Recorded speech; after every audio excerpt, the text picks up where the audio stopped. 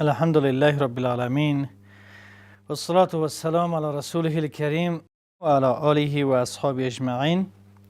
أما بعد، بسم الله الرحمن الرحيم. قال سبحانه وتعالى: ادفع بالتي هي أحسن فإذا الذي بينك وبينه عداوة كأنه ولي حميم. وقال النبي صلى الله عليه وسلم: ليس الشديد بالسرعة إنما الشديد الذي يملك نفسه عند الغضب. الحديث كما قال النبي صلی الله علیه و سلم. در قدم اول سلام خود را خدمت همه بینندگان و شنوندگان محترم رادیو تلویزیون تعلیمی و تربیتی تقدیم میکنم. امیدوارم که در هر جایی که هستین جور و صحتمند و سلامت باشین. موضوعی که در این برنامه بسیار به صورت فشرده و مختصر انشالله خدمت شما تقدیم خواهم کرد راجع به برده‌باری است. برده‌باری چی هست و چه فضیلتی داره؟ کسانی که برده‌بار هستند، بدون شک دین مقدس اسلام و اسلام عزیز پیروان خود را همواره به برده‌باری تشویق کردن و ترغیب نمودن و همین گونه اسلام دین برده‌باری هست، دین انتقام نیست و در پلوی از او الگوی بشریت، معلمی بشریت، پیشوای همه ما مسلمان ها حضرت محمد مصطفی صلی الله علیه و سلم است که ما ببینیم که چقدر اینها برده‌بار بودن و همین گونه شاگردان مدرسه رسول الله صلی الله علیه و سلم که اصحاب یاران پیغمبر صلی الله علیه و سلم بودن که اخلاق نیکو را از پیغمبر صلی الله علیه و سلم اخذ کردن و بعد از او به ما نسل به نسل انتقال دادن که ما ببینیم که اصحاب یاران پیغمبر چقدر برده‌بار بودن و در نتیجه در جامعه که برده‌باری یک اصل قبول شده در اون جامعه باشه، انشالله تشنجات، اختلافات، نزاع و بسیار از بدبختی ها و عداوات و دشمنی از قلوب مسلمان ها ریشه کن میشه، به خاطر که انسان ها هیچ انسان خالی از اشتباهات تقصیرات نیست. قرار به این باشه که یک کسی یک تخطی و یک اشتباهی در مقابل ما انجام داد، ما فوراً استاد شویم انتقام از او بگیریم. اینجا یعنی بسیار معاف و گذشت و برده‌باری که از مزایا و از خوبی ها و از ارزش های اخلاقی است که این زیر پای میشه و این به فراموشی سپرده میشه.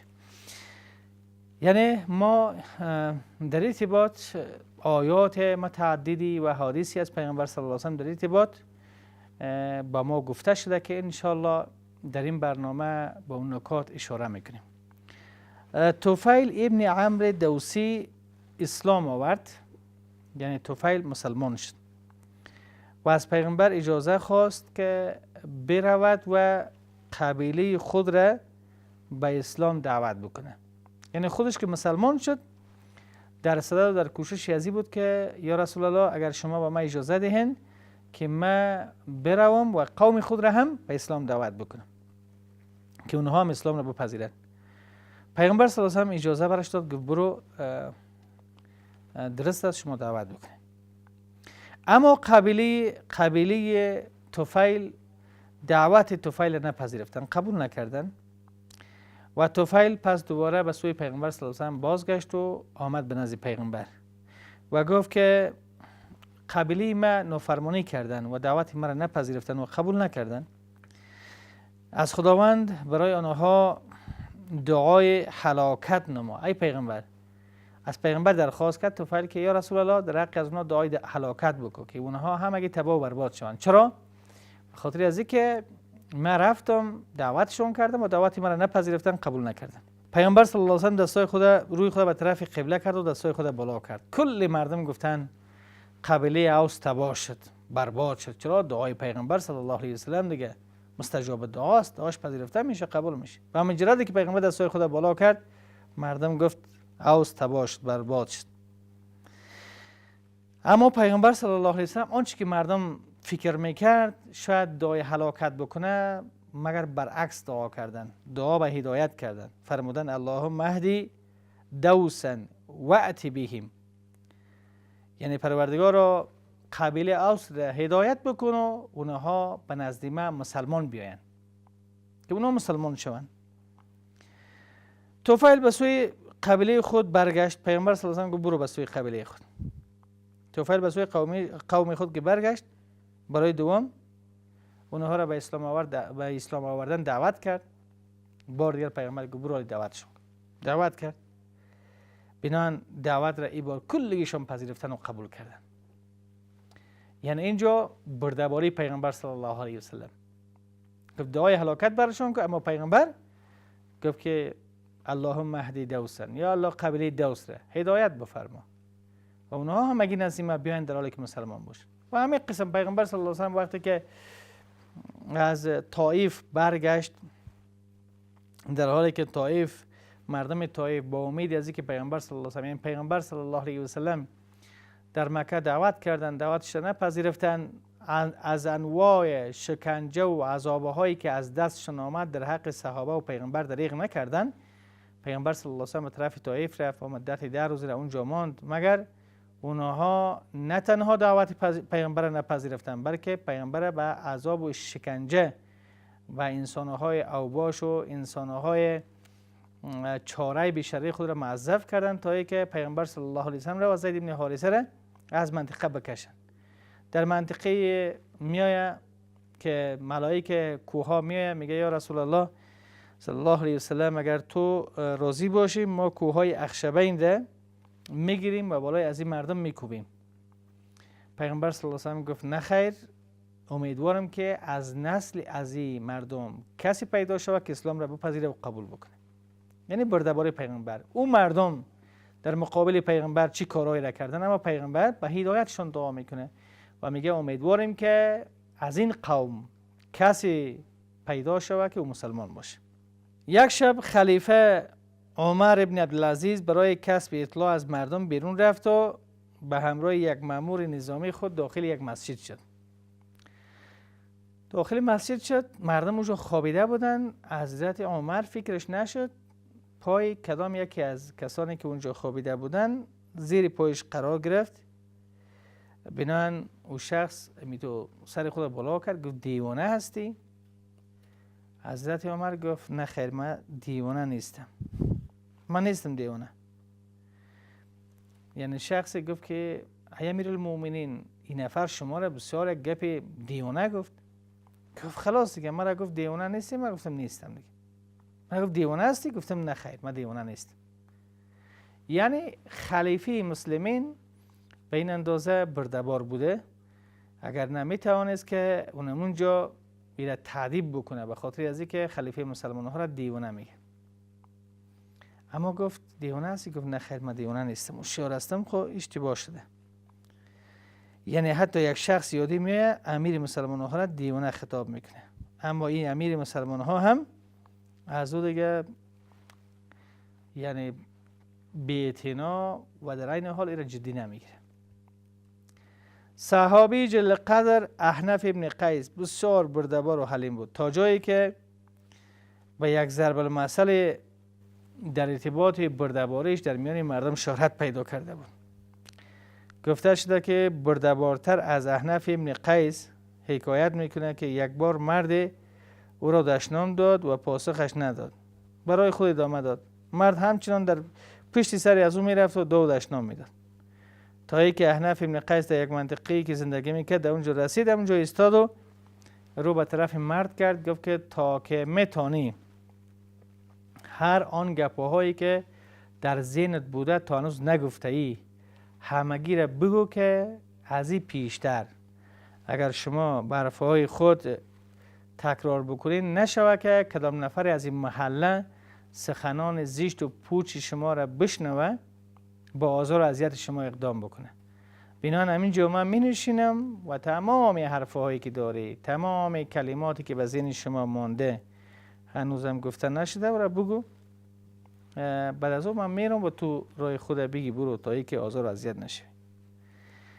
یعنی شخص پیش خود فکر میکنه که من یک قدر دشنام دادم، یعنی یک قدر من دشنام دادم، حرفهای زشت و بدی گفتم، اما در مقابل من یعنی یک قسم یک اقدامی میکنه و برای من میگه که پیشتر یه پا نگوی که مردم این محله نشنوه. یعنی واقعا این همگی از بردهباری اصحاب و یاران پیغمبر صلی الله علیه و سلم و اینها شاگردان مدرسه رسول الله صلی الله علیه و سلم بوده. بردهباری چی است؟ بردهباری همان خویشتنداری است، همون فرو بردن خشم است، دوری از عصبانیت است و پاسخ بدی را به نیکی دادن است. یک کسی به شما بدی میکنه، سخنی بدی میگه، شما پاسخ و جوابی از او را به نیکی میدهین. یعنی به این معنا نیست که انسان به ذلت و حقارت تن در دهد که خود از حساب ذلیل و حقیر شود، بلکه خودداری از دشنام دادن دیگران و پاک داشتن خود را از ناسزاگویی و عیبجویی، این را به حساب بردهباری میگه. منوش نیست که انسان حقیر، خود حقارت حقیر بداند، ذلیل، بلکه توانی از این داره که هانچی که مردم در حقش میگه از او کرده سخت‌ترش گفته میتونه، مگر به خاطر الله این شخص درگذری میکنه. یعنی بردهباری، فرو بردن خشم، دوری از عصبانیت، پاسخ بدی را به نیکی دادن، این همگی به معنای بردهباری است. پاسخ بدی را به نیکی. یک کسی به شما بدی میکنه، شما در مقابلش نیکی میکنین. با این معنا نیست که شما از او بترسین، ترس داشته باشین. با این معنا نیست که از او شما توقع مالی و مادیات داشته باشین، بلکه به خاطر از اینکه بردهباری یک از اوصاف صفت انبیاء علیهم السلام است، خصوصا از پیغمبرمان. و کسی که بردهبار است الله و پیغمبرش را دوست می‌داره. حکم بردهباری، حلم یا بردهباری یکی از صفات الله سبحانه و تعالی است. خداوند متعال حلیم و بردهبار است که الله متعال نافرمانی و مخالفت گناهکاران را می‌بیند، اما آنها را مهلت می‌دهد و در انتقام گرفتن شتاب نمی‌کند. الله متعال بردهبار است. بندگان را برایشان رزق، روزی و صحتمندی و سلامتی و تندرستی را عطا کرده، مگر انسان‌ها از این نعمت‌های پروردگار استفاده می‌کنند، مگر نافرمانی الله را می‌کنند، ناشکری نعمت‌های پروردگار را می‌کنند، مخالفت از اوامر الله و پیغمبر می‌کنند، مگر الله سبحانه و تعالی در عذاب دادن از اینها شتاب نمی‌کنه، عجله نمی‌کنه که الله قهرش بکنه، کلی مردم را همگی از بین ببره. یعنی بردهباری پروردگار که الله متعال در مقابل بندگانش چقدر بردهبار است که زود اینها را عذاب نمیکنه. وگرنه انسانها چی نوع ظلمی در حق یکدیگر انجام میدن، چقدر نافرمانی میکنن، مخالفت اوامر پروردگار را میکنن، مگر الله متعال در عقوبت به حساب عقوبت و مجازات عجله نمیکنه. حلم و بردهباری گفتیم همونطوری که الله میفرماد واعلموا ان الله غفور حلیم، یعنی بدانید که خداوند متعال آمرزنده و بردهبار است. یعنی بردهباری یکی از صفات الله سبحانه و تعالی است که الله متعال بردهبار است. بردهباری پیغمبران، حلم و بردهباری جزء اخلاق پیغمبران می باشد که هر پیغمبر این صفت را با خود داشته. هر پیغمبر یکی از صفاتش بردهبار بوده در مقابل قومش، در مقابل آزار و اذیتی که از طرف قوم و مردم در حقش صورت می گرفته، هیچ وقت در انتقام گرفتن عجله نمی کرده. که الله متعال در ارتباط ابراهیم علیه السلام می فرماد ان ابراهیم لأواه حلیم، یقینا که ابراهیم دلسوز بردهبار بود. دلسوز بود و بردهبار بود، یعنی حضرت ابراهیم علیه السلام را بردهبار خطاب میکنه که همیشه بردهبار بوده.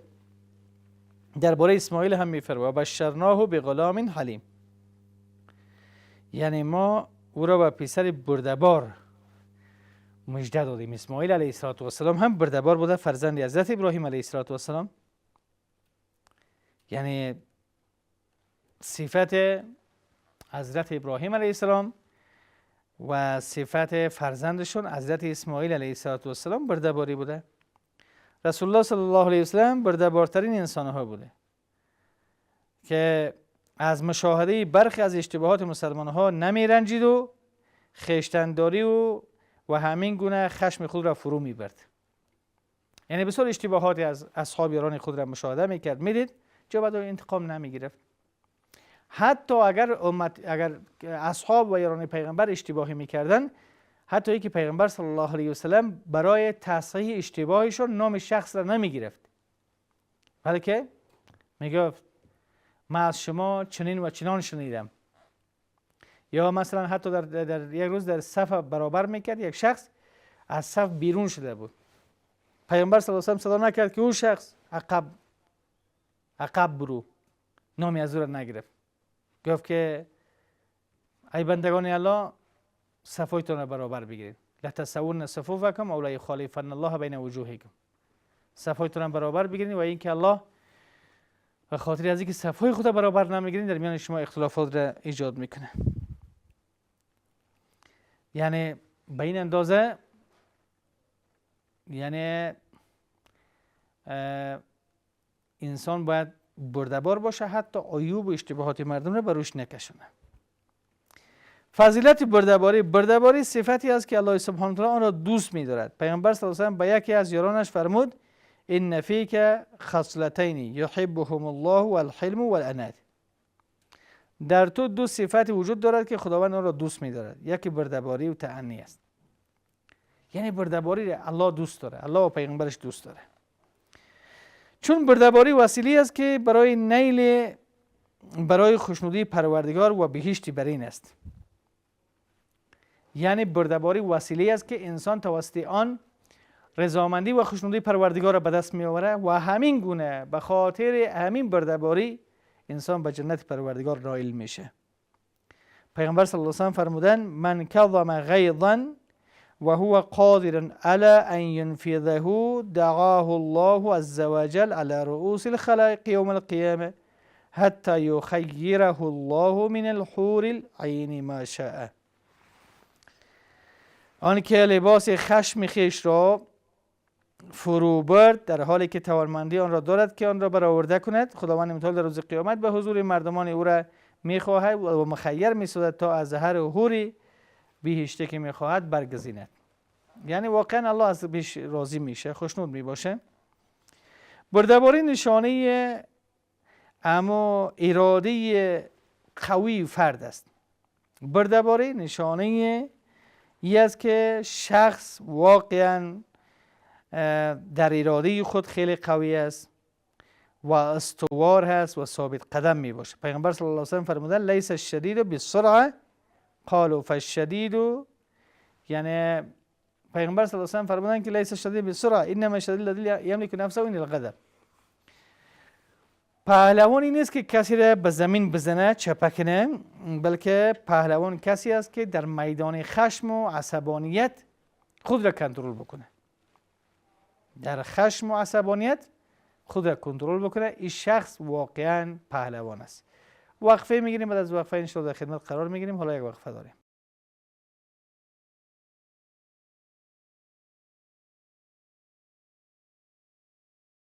سلام مجدد خدمت همه بینندگان و شنوندگان محترم رادیو تلویزیون تعلیمی و تربیتی.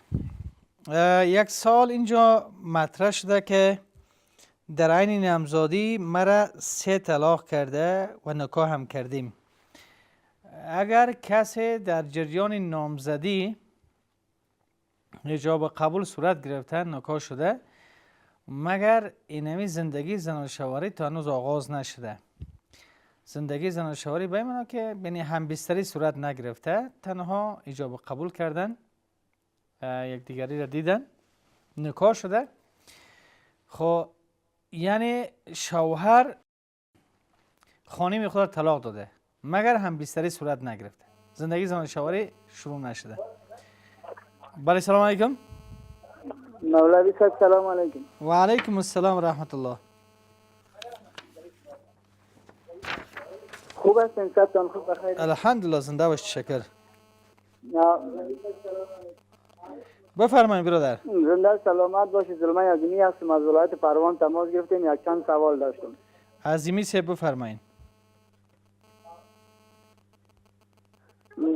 مولوی صاحب خند، ما کتمی مادر ما خوب نیستیم، تقریبا 8 ماه 9 ماه شده که من کتم مادرم یک ذره بد شدیم. فقط مشکل مادرم کتم چی بوده که مادرم کتم بین بیادرات و 5 بیادر هستیم. فقط مشکلش اینمی است که دوبینگی میکنه و خیلی بر مردم بد میگه. بسیار چیز است، تیز نام میمانه سر مردم، بسیار بدگویی مردم هم میکنه.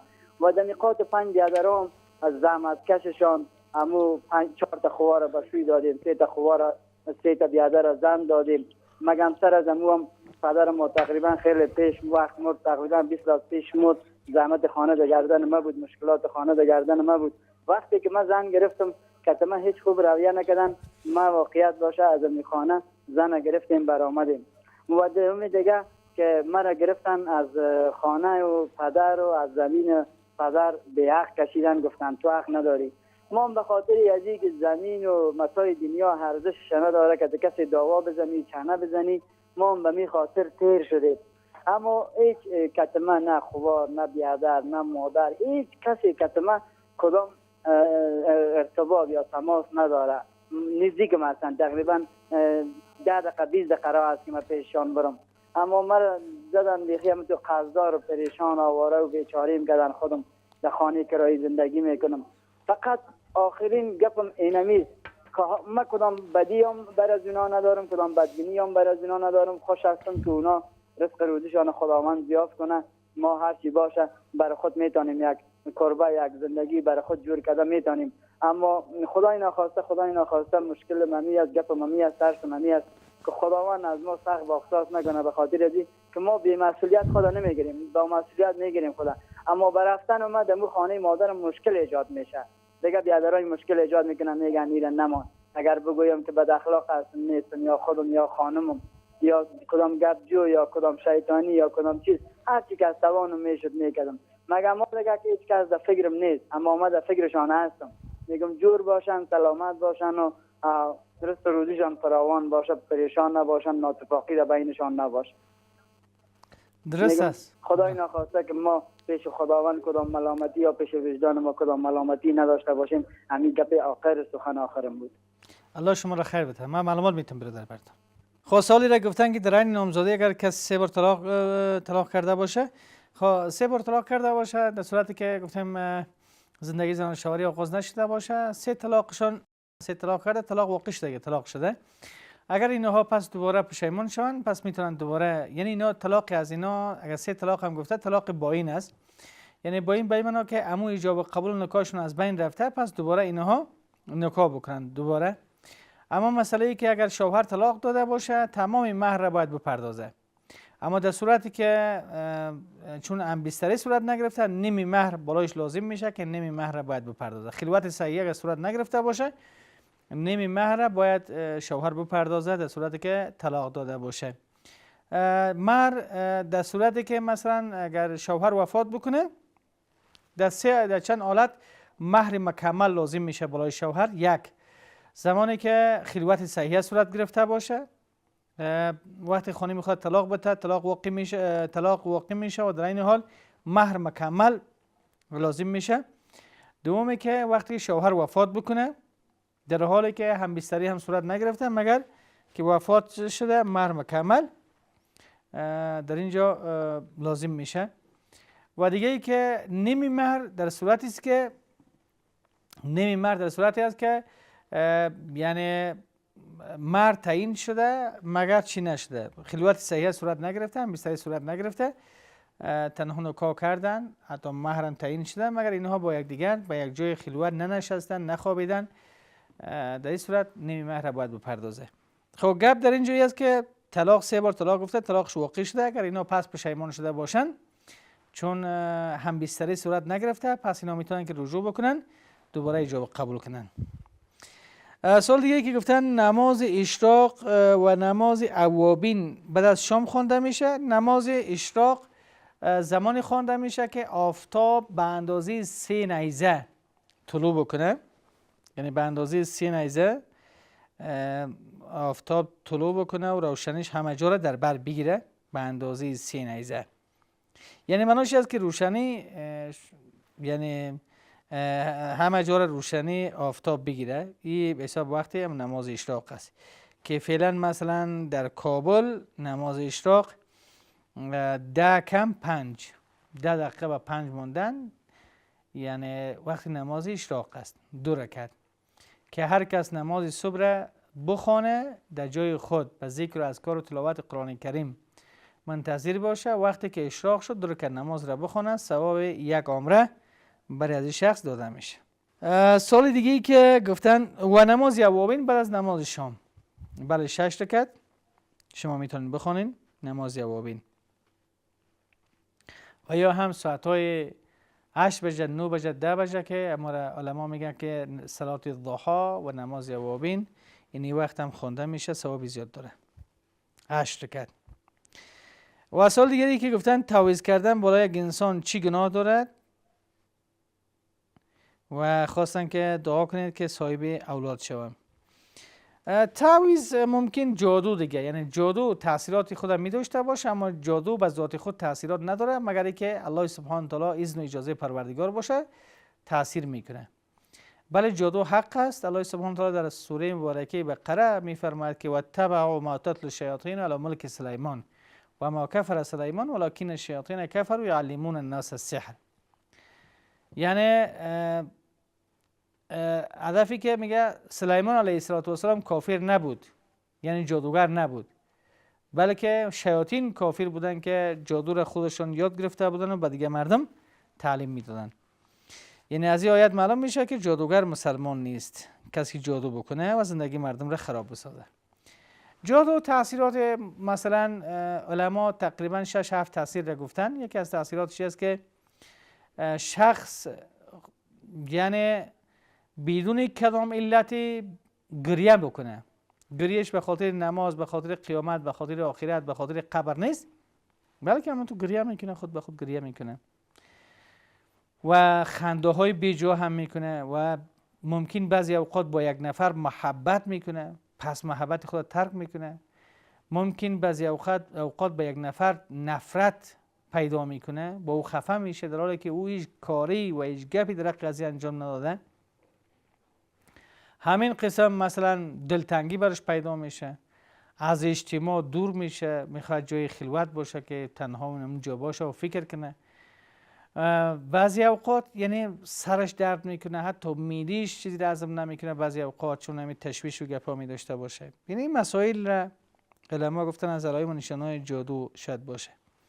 و یکی جادو یا تعویض راه حلش همین است که کسی مثلا بخونه سوره فاتحه را 3 بار، آیه 255 سوره بقره را 3 بار، سوره اعراف را از آیه 107 تا آیه 122، سوره یونس را از آیه 79 تا آیه 82 و همین قسم سوره قل یا ایها الکافرون را 3 بار، سوره قل هو الله را 3 بار و سوره قل اعوذ برب الفلق برب الناس 3 بار و 11 بار از این آیت را که وننزل من القرآن ما هو شفاء و رحمت للمؤمنین ولا یزید الظالمین الا خسارا. هر نوع تعویض جادویی باشه انشالله که برطرف میشه، گم میشه انشالله. و دیگر گفتن که دعا کنین که اولاد دار شم. الله سبحانه و تعالی برای از برادر است یا خواهری که دعا خواستن الله تعالی برایشان اولاد صالح و نیکی را نصیب بگردانه. همه برادران و خواهران ما که ازدواج کردن مگر صاحب اولاد نشدن، الله تعالی اولاد صالح و نیک را برایشان نصیب بگردانه و همه قسم اولادهایی را که الله برای ما و شما داده الله اونها را صالح و نیک بگردانه. و یک گپی را خدمتتون هم عرض بکنم که بعضی اوقات انسان اولاد نداره و اولاد نمیشه، این هم یک امتحان پروردگار است. و همه قسم کسایی که اولاد داره این هم یک ابتلا و امتحان پروردگار است که ما میتونیم که اولادهای خود را درست تربیت بکنیم. تربیت درست یعنی بسیار یک مسئولیت خیلی سنگین و بزرگ است کسی که اولاد داره که او را باید به راه درست تربیت بکنه. یعنی پدر شدن آسان است، اما پدر بودن به معنای واقعی یک مسئولیت خیلی سنگین و سختی است که الله به ما و شما این نصیب بگردانه که ما مسئولیت پذیر باشیم. برادر گرامی ما زلمه عظیمی از ولایت زیبای پروان سوال کردن. سوالشان ای بود که گفتن که ما همراه مادرم یک کمکی مشکل داریم و برادر قصه زندگی خود کردن. گفتن که 20 سال قبل پدرشون وفات کرد و بعد از وفات پدر کلی مسئولیت‌های خانواده بعدی از اینا سپرده شد و این کوشش کرد خلاصه اما مسئولیت‌های خود در قبال برادرای خود ادا کرد. سرانجام برادرها بزرگ شدن و دیگه همه رابطهشون با مادرشون خوب نشد و گپ به این شد که ای با خانم خود از او خانه را ترک کرد و دیگه جا زندگی میکنه. دیگه حالا گپی که گفتن همیشه در هر جا به نام بد مرا یاد میکنن، غیبتی مرا میکنن، بدیهای مرا بیان میکنن. دیگه در پلوی از میراثی که از پدرمان مانده کلی از این تصاحب کردن و مرا محروم کشیدن. خب اولی که برادر گرامی کوشش بکنین که مسئله مادرتان است، هیچ وقت با اونها کوشش بکنین یک راه حل پیدا بکنین که رضایت از او را به دست بیاورین، چون رضایت الله در رضایت پدر و مادر است. رضایتش را به دست بیاورین، کوشش بکنین هر سوء تفاهمی که در میان شما رخ داده او برطرف شود و در پلوی از او کوشش بکنین مسئله مادر است دیگه. مادر دیگه بسیار تکالیف در ارتباط اولاد خود متحمل میشه دیگه. نباید اولاد به خاطر بعضی از سوء تفاهم یا مشکلاتی که میآید پدر و مادر خود ترک بکنه. یعنی کوشش بکنین که رضایت از او را به دست بیارین، ان شاءالله در تمام امور زندگیتون موفق کامیاب میشین. و دیگر مسئله را که شما گفتین مسئله محروم کردن، نمیتونه که مادر شما یا مثلا برادران شما از حقی که از پدرتون میرسه شما را محروم بسازه. نمیتونه دیگه به هیچ وجه. حقی را که الله برای شما داده او را هیچ کس ممانعت کرده نمیتونه. شما میراثی که از پدرتان زمین یا خانه هر چی که است شما حق خود بگیرین، از لحاظ شرعی است، قانونی است، در هیچ نوع مخالفت کسی کرده نمیتونه و شما در همون محیط و منطقه که زندگی میکنین ولسوالی هر چی که از شما اونجا مراجعه بکنین، شما حق خودتان را گرفته میتونین و اگر برای شما داده نشد بلکه برای شما گرفته میشه، داده میشه. در اون ارتباط حقتان است، حق شرعیتان است برادر گرامی. بردباری نشانه نیرو، البته امو اراده قوی یک انسان است و واقعا ثبات و استواری از او را نشان میدهد که گفتیم پیغمبر فرمودن لیس الشدید بالسرعه انما الشدید الذی یملک نفسه عند الغضب. پهلوان کسی نیست که در میدان یک کسی را چپه کنه، بلکه پهلوان کسی است که در میدان عصبانیت خود را کنترل بکنه. و همین گونه الله سبحانه و تعالی می فرماید ادفع بالتي هي احسن فاذا الذي بينك وبينه عداوة كأنه ولي حمیم. یعنی بدی را با آنچه که بهتر است دفع کن. کسی که میان تو میان از دشمنی هست، یعنی با هم دوست میشین گویایی که هیچ دشمنی در گذشته وجود نداشته. همین قصه میگن که وقتی که یک آدم نادان حرفای زشت و بد میگه تو خاموش بمانی. یعنی بسیار جواب کافی و مجازات درناک با او شخص داده ای. یک شخص نادان حرفای زشت و بدی به شما میگه، شما سکوت اختیار میکنید، بسیار یک مجازات خیلی سنگین است. یک جواب ابله خاموشی است. برده‌باری وسیله نیل به دوستی و احترام مردم بوده و گفته شده که نخستین چیزی که فرد برده‌بار در مقابل برده‌باری خود دریافت می‌دارد این است که مردم یاوران از او میشوند. مردم در پلوش قرار میگیره و همیشه کمک و همکاریش میکنه. یعنی کوشش شده که انسان مومن مسلمان همیشه برده‌بار باشه. برده‌بار فرد را از در افتادن در اشتباهات دور ساخته و به شیطان فرصت تسلط به فرد را نمیدهد، بلکه تسلط شیطان از فرد دور میشه. یعنی کسی که واقعا برده‌بار باشه شیطان نمیتونه که بالای از این مسلط شود و نمیتونه شیطان در فریب بده، چون همیشه یعنی خودداری میکنه. وقفه میگیریم، بعد از وقفه انشالله باز هم در خدمت قرار میگیریم. حالا یک وقفه داریم.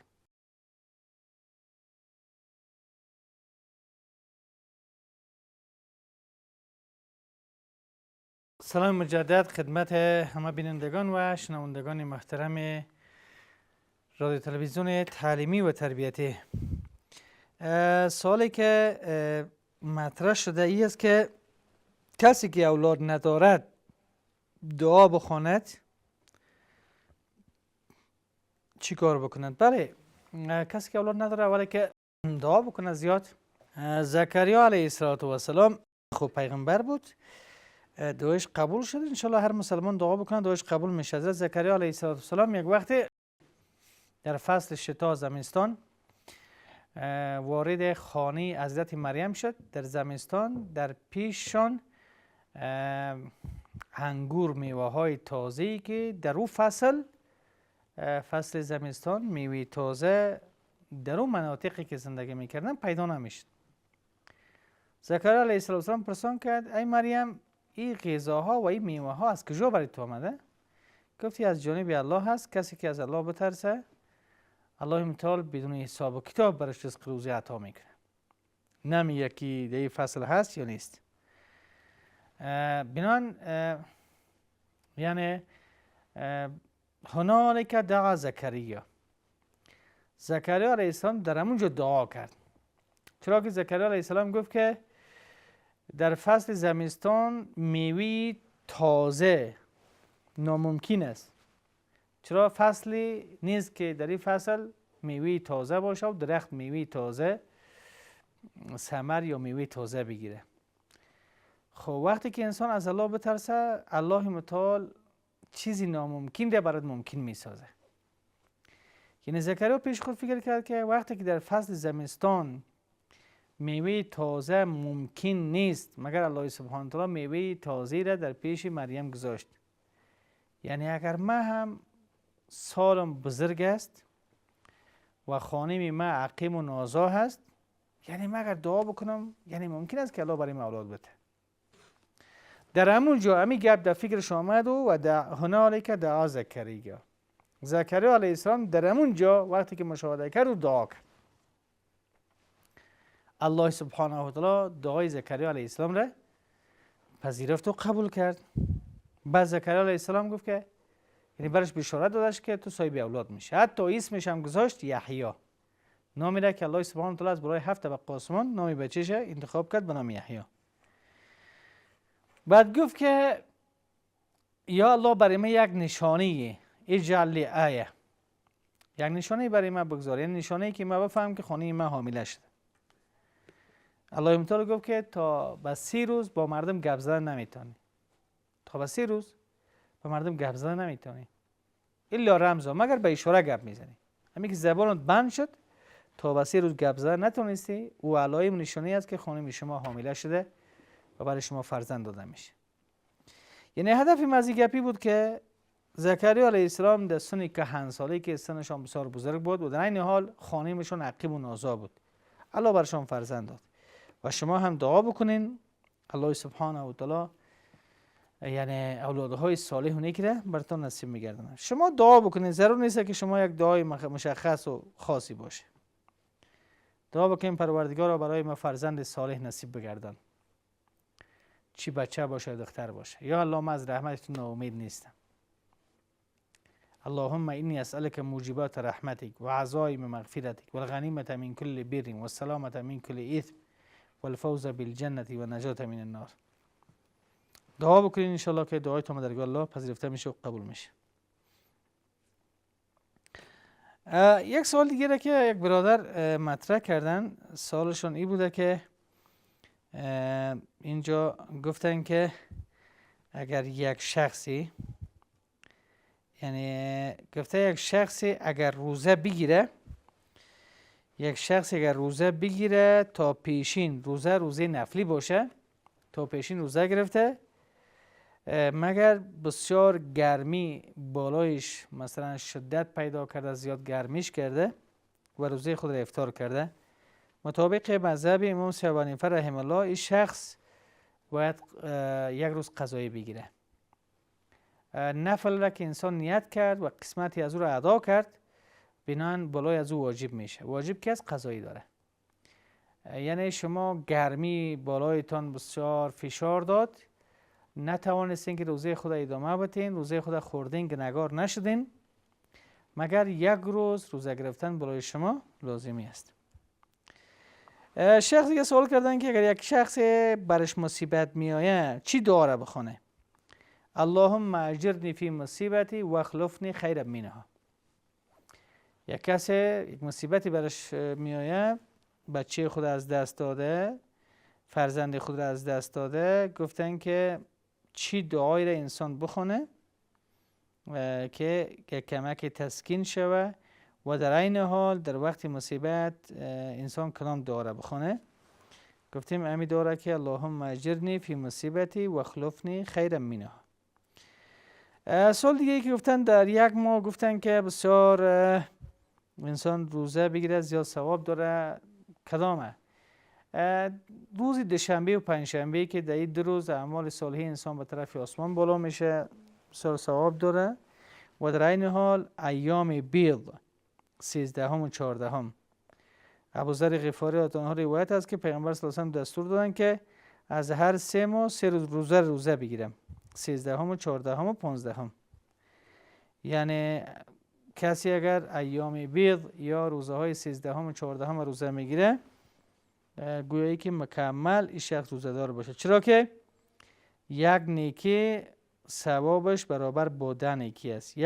یک روز شما روزه بگیرین، ثواب 10 روز برای شما داده میشه. در هر ماه که یک کسی 3 روز روزه بگیره، دیگه 30 روز، دیگه یک ماه 30 روز است. یعنی 30 روز ثواب برای ازی الله سبحانه و تعالی برای شخص عطا میکنه و این بهترین واقعا چانس و فرصتی است برای کسی که صحتمند و سلامت است. سوال دیگه گفتن که یک کسی غیبت کرده ولی پشیمان شده، از یک کسی را غیبت کرده ولی بسیار پشیمان شده، گفتن ولی چه قسم شروط توبه از این چی هست؟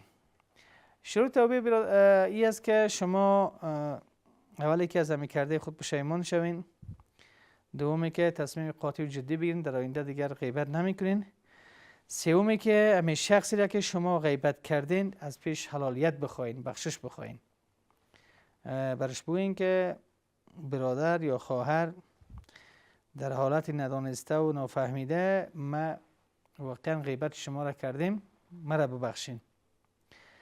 اگر این مثلا ترس و راسی از این را دارین که اگر از پیش معافی بخواهین ممکن که یک جنجال بزرگ دیگه در میان شما پیدا شود، در این صورت باز شما از پیش از اون معافی نخواهین، دعا بکنین که الله تعالی گناههای از این شخص را ببخشه و همین گناهی که شما در مقابل از این برادر یا خواهر انجام دادین الله شما را معاف بکنه.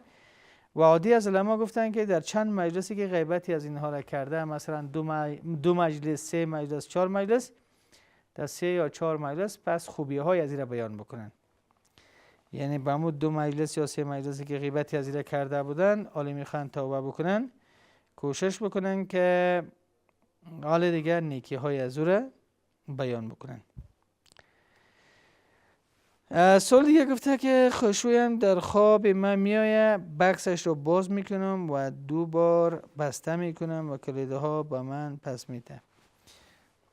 اگر یک کس خواب ببینه که شخص کلیدی صندوق خود را برای ازی میدهد، تعبیرش است که اونمو شخصی را که در خواب دیده به معنی که بسیار با اعتماد کامل بالای ازی داره.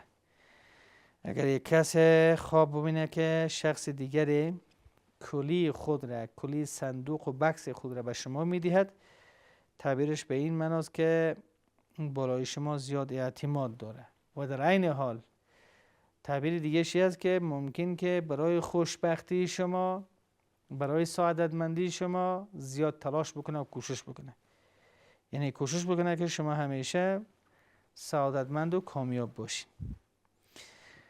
دادن کلی در خواب به معنای راهنمایی به سوی خوشبختی، سعادتمندی و کامیابی، یا این که کلی در خواب به معنای این است که نهایت بالای شما اعتماد می داشته باشه، به اعتماد تعبیر میشه انشاءالله. سوال دیگر این است که گفتن اگر یک شخصی مثلا پدرش وفات کرده و چیزی نداره که صدقه و خیرات بکنه، چیزی نداره که صدقه و خیرات بکنه.